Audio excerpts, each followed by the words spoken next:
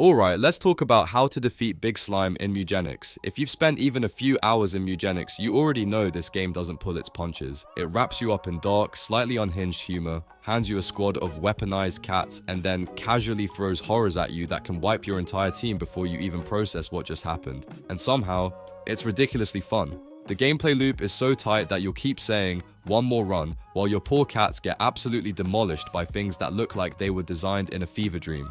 Now, about that big slime. You might think, oh, it's just a slime, how bad could it be? And sure, mechanically it's not the most complex fight in the game. But here's the catch, you'll usually run into it in the cave region, which means your squad might already be bruised, bleeding, or completely out of the resources you desperately need. That adorable gelatinous blob, it will absolutely capitalize on your mistakes. So in this video, we're breaking down exactly how to handle the big slime without watching your cats get slowly absorbed into the void. Let's get into it. I'm quickly moving on to the video. Before we start, if you enjoy these types of list videos, don't forget to like the video and subscribe. Enjoy watching. If you have made it to the halfway point of the caves in Act 1, you have probably already felt the game slowly tightening the pressure, and then Big Slime shows up. This mini-boss might not look like much at first glance, but do not let that fool you. It is designed to punish long, greedy runs and overconfident plays.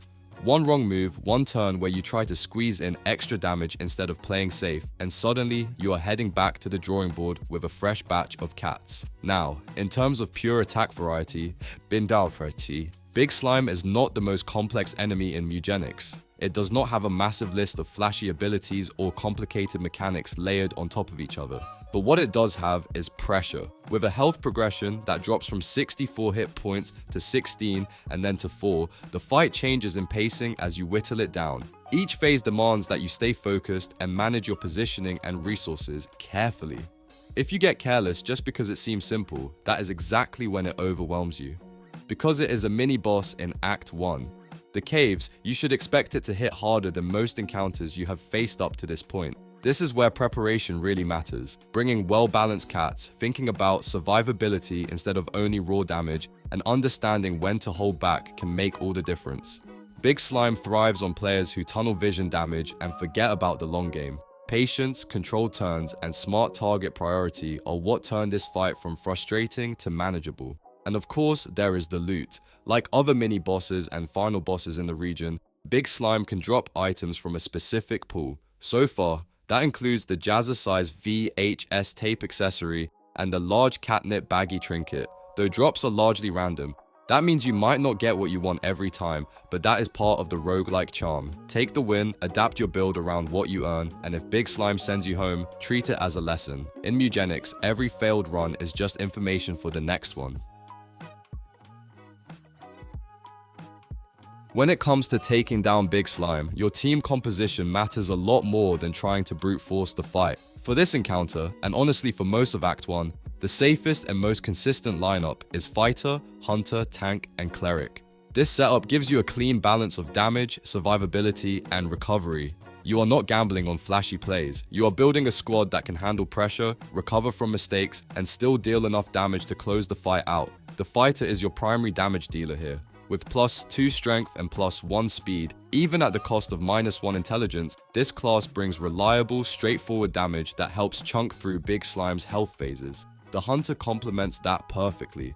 With +3 dexterity and +2 luck, the Hunter excels at picking targets off safely and consistently. Yes, the Hunter sacrifices speed and constitution, but if you position correctly, you will rarely feel that downside. Together, these two give you strong offensive control without overextending. Then you have the Tank, which is absolutely crucial for this fight. With +4 constitution, it soaks up punishment that would otherwise delete your squishier cats. The small penalties to dexterity and intelligence barely matter compared to the raw durability you gain. And backing everything up is the Cleric. With bonuses to charisma and constitution, the Cleric is your insurance policy. Healing at the right moment can completely flip the momentum of the battle, and in longer fights against Big Slime, that sustain is often what separates a clean win from a frustrating reset. If you are specifically planning a serious run through the caves, sticking with the Cleric over the Mage is the smarter, more consistent choice. The ability to heal and even revive allies with unique abilities gives you room for error, and in Mewgenics, room for error is priceless. That said, if this is not your first time in the caves, but it is your first time facing big slime, swapping the fighter for a thief can also work surprisingly well. It gives you a slightly different tempo and utility-focused approach while still keeping your core survivability intact. Big slime might look cute and harmless at first, but do not let that design fool you because it can absolutely run you over if you play carelessly. The good news is that this fight becomes dramatically easier once you understand what is actually happening under the hood. Despite being a mini-boss in the caves during Act 1, Big Slime only has one real attack, which means the challenge does not come from complex movesets, but from how that single mechanic pressures your positioning, your patience, and your discipline. If you stay calm, respect its damage, and avoid greedy turns, this is a very manageable encounter that rewards smart, controlled play rather than reckless aggression.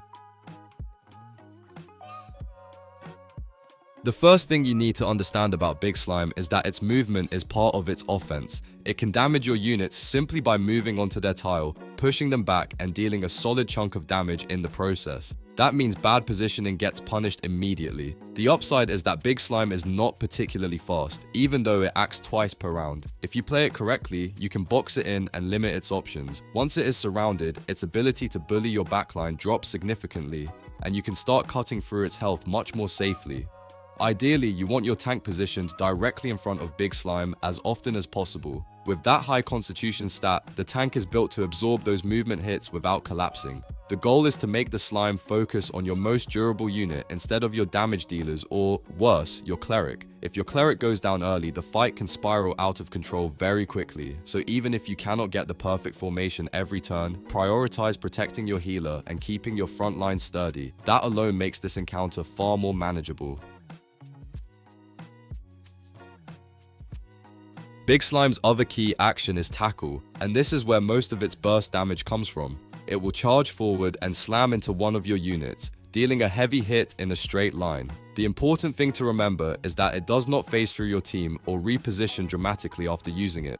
In most cases, it stays relatively locked in place, which actually works in your favor. If you have already boxed it in properly, Tackle just becomes another predictable hit you can plan around. Survive the first round cleanly, and by the second round, you should have it firmly on the defensive, especially as its health drops through those smaller phases. This is where your tank really earns its spot.